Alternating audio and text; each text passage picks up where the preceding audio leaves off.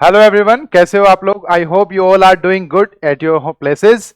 और आज जैसे कि आप बहुत सारे बच्चे पूछ रहे थे कि सर नीट 2025 के लिए क्वालिफाइंग मार्क्स कितना जा सकता है, उस पर हम डिस्कशन करने वाले हैं। तो आइए आप समझते हैं। पहली बात तो पहले तो एनटीए से ये पूछा गया कि जो क्वालिफाइंग मार्क्स है जो बढ़ते जा रहे हैं वो क्यों बढ़ते जा रहे हैं, उसके ऊपर एनटीए ने अपना नजरिया थोड़ा साफ कर दिया है। आइए थोड़ा सा पढ़ते हैं उसके बारे में और देखते हैं कि आने वाले समय में ये क्वालिफाइंग मार्क्स को ये बात कितना अफेक्ट करने वाली है। क्या बात है, देखिए कह रहा है कि कट ऑफ ऑफ नीट 2024 के बारे में कह रहा है कि the cut off scores are determined based on the overall performance of candidates each year.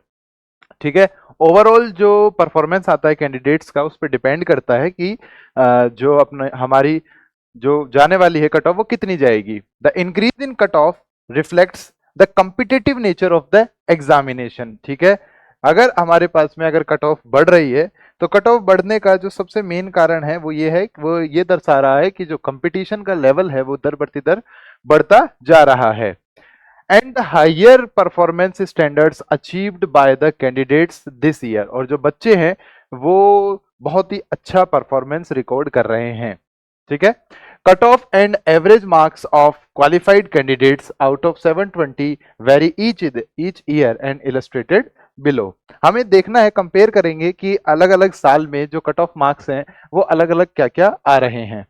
देखिए साल 2020 की मैं बात करता हूं, तो साल 2020 में जो मिनिमम स्कोर था यूआर कैटेगरी के लिए क्वालिफाइंग की हम बात करेंगे वो था 147। ठीक है साहब, उसके बाद में 2021 के अंदर ये स्कोर इससे कम हुआ और हुआ 138। उसके बाद ये और कम होता है 117। उसके बाद ये फिर से बढ़ता है 137। और साल 2024 में जो छलांग इसने लगाई है वो लगाई है 164 नंबरों की, यानी कि 164 मार्क्स की इसने छलांग लगा दी। अब सर ये कैसे है, मतलब ये जो चेंजेस आ रहे हैं ये क्यों आ रहे हैं। तो इसी के साइड में लिखा हुआ है average marks of out of 720 of candidates. मतलब ये है कि अगर अपन ओवरऑल कैंडिडेट्स की सबकी बात करते हैं तो उन ओवरऑल कैंडिडेट्स में जो एवरेज मार्क्स आ रहे हैं वो कितने आ रहे हैं, मतलब कि हर बच्चा लगभग इतना तो स्कोर कर ही पा रहा है उस पर्टिकुलर साल के एग्जाम में। तो देखो 2020 वाला जो पेपर था उसमें लगभग हर बच्चा 297 मार्क्स स्कोर कर पा रहा था। ठीक है, और इसीलिए जो क्वालिफाइंग मार्क्स गए थे वो कितने गए थे, 147। लगभग हम कहें तो ये 300 तो माने, इसको हम 150 मान सकते हैं, यानी कि जस्ट 50% लेस। उसके बाद मैंने कहा कि 2021 के पेपर के जो एवरेज स्कोर आया वो आया कम, मतलब पेपर का जो लेवल था वो पिछली साल की तुलना में अगले साल हल्का सा थोड़ा सा अच्छा आया होगा। तो ये स्कोर एवरेज 286 गया, तो फिर इधर भी हमारे पास 138 क्वालिफाइंग मार्क्स बन गए। 2022 का जो पेपर आया है, 2022 के पेपर में लगभग और हमारे पास में पेपर का जो लेवल है वो पिछले साल से क्या हुआ, अच्छा हुआ, और 259 एवरेज मार्क्स बच्चे ने स्कोर किए। इसीलिए ये और गिर करके जो क्वालिफाइंग मार्क्स है वो कितना रह गया, 117।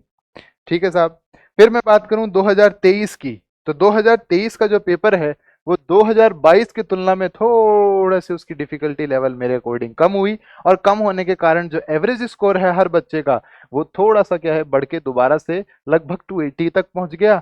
और जैसे ही एवरेज स्कोर बढ़ता है क्वालिफाइंग मार्क्स भी क्या हो जाता है, बढ़ता है। तो 117 से कितना आ गया, 137 आ गया। और 2024 में जो इस बार का आपने पेपर देखा है और आपको पता भी है कि जो पेपर का लेवल है वो पहले की तुलना में जो डिफिकल्टी आती थी उससे थोड़ा सा क्या हुआ है और कम हो गया है। उसकी वजह से ही अब ये 300 से ज्यादा, मतलब हर एक बच्चा लगभग 325 नंबर तो ला ही पा रहा है ऐसे, अगर डिफिकल्टी का पेपर बनाया जाता है तो। और उसी की वजह से जो क्वालिफाइंग मार्क्स है वो अब तक के सबसे हाई 164 तक क्या हो गए हैं, पहुंच चुके हैं हमारे पास। तो यानी कि जैसे जैसे पेपर का डिफिकल्टी लेवल चेंज होता है क्वालिफाइंग मार्क्स के ऊपर उसका असर पड़ता है। तो एनटीए ने हमें तीन बातें बताई। एनटीए ने बताया कि reason for this,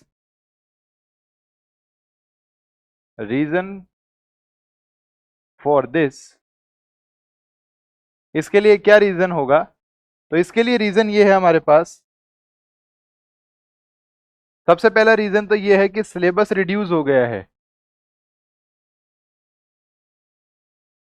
syllabus is reduced. Second reason हमारे पास ये है कि जो डिफिकल्टी लेवल है वो भी मॉडरेट हो गया है।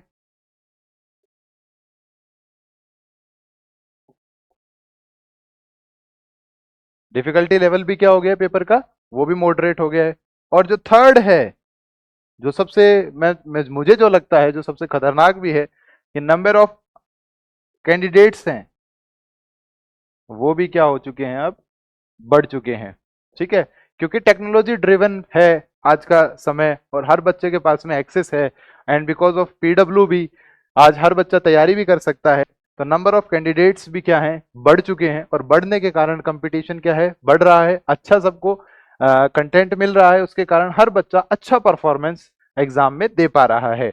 तो सिलेबस कम हो जाना, कम सिलेबस होगा तो हर बच्चा उसको कवर कर पाएगा। डिफिकल्टी लेवल मॉडरेट, डिफिकल्टी अगर कम होती जाएगी तो हर बच्चा अच्छा स्कोर कर पाएगा। और नंबर ऑफ कैंडिडेट्स, तो जितने ज्यादा कैंडिडेट्स बढ़ेंगे एवरेज मार्क्स भी बढ़ते ही चले जाएंगे।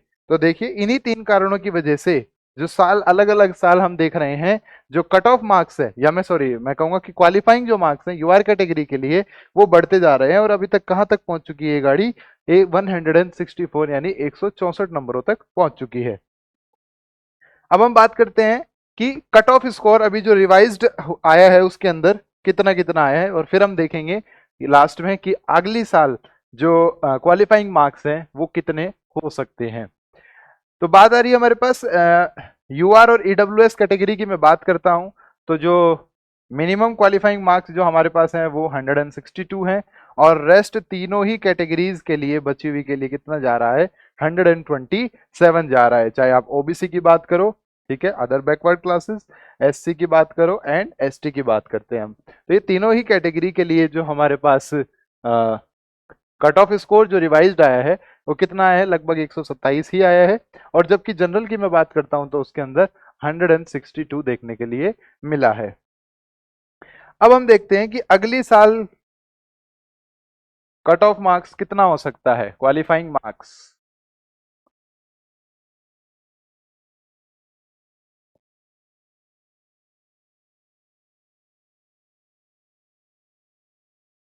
क्वालिफाइंग मार्क्स फॉर नीट 2025,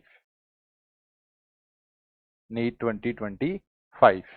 अब यहां अगर मैं बात करूं कि जिस तरीके का भी लेवल आ रहा है, उस अगर तरीके से लेवल अगर और उस डिफिकल्टी लेवल को अगर हम मॉडरेट कर देंगे, तो जो एवरेज स्कोर है वो मुझे कहीं ना कहीं लगता है कि वो 323 को क्या कर जाएगा, क्रॉस कर जाएगा। और जो क्वालिफाइंग मार्क्स हैं वो भी मेरे ख्याल से 164 को क्रॉस करते हुए कहां पहुंच जाएगा, 170 तक पहुंचने के उसके आसार हैं, अगर डिफिकल्टी लेवल अगर और मॉडरेट हो जाता है। ठीक है, अगर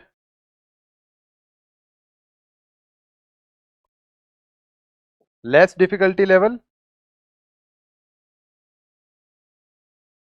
तो ये स्कोर कहां चला जाएगा, 170 जाने के चांसेस हैं। ठीक है, लेकिन अगर पेपर को थोड़ा सा,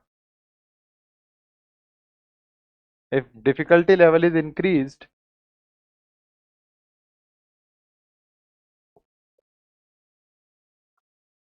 अगर डिफिकल्टी लेवल थोड़ा सा बढ़ा दिया जाता है, तो बढ़ाने के ऊपर हम क्या देखेंगे, जो ये 164 वाला जो आंकड़ा है वो कहीं ना कहीं हमारे पास में 150 पे ही आ करके अटकने की संभावना तय कर सकता है। तो दो सिनेरियोज हमारे पास में बनते हैं। एक तो ये बनता है कि अगर डिफिकल्टी लेवल सारा, मेरे को लगता है कि जो डिफिकल्टी लेवल है उस पर डिपेंड करेगा कि अगर मैं कहूं कि सिलेबस को अगर और रिड्यूस कर देते हैं, सिलेबस अगर और रिड्यूस होता है, इफ सिलेबस इज रिड्यूस्ड मोर, तो भी यही कंडीशन बनती है।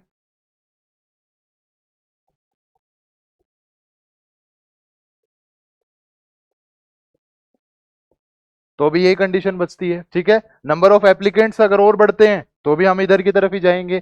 अगर इधर की तरफ आना है, ठीक है, अगर बिलो 150 भी जाना है अगर हमें, या 150 और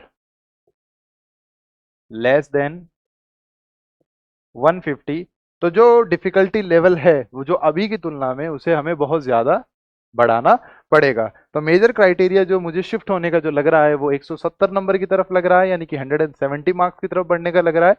तो जो प्राइवेट मेडिकल कॉलेजेस में या ऐसी जगह एडमिशन लेना चाहते हैं जहां बेसिक कट ऑफ मार्क्स या क्वालिफाइंग मार्क्स की रिक्वायरमेंट होगी, तो आपको ये लेकर के चलना है कि आपको 200 नंबर तो मिनिमम आपको एग्जाम में स्कोर करना ही है, इतनी प्रिपरेशन आपको करनी ही है।